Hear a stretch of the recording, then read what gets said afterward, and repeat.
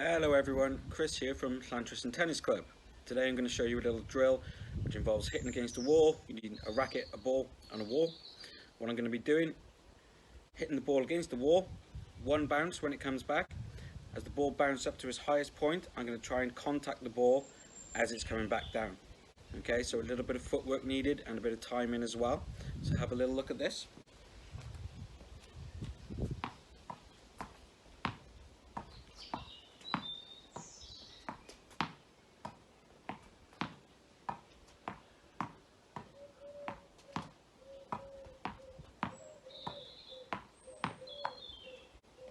Okay, so each time there, I'm making contact with the ball after it's come down from the highest point of the bounce.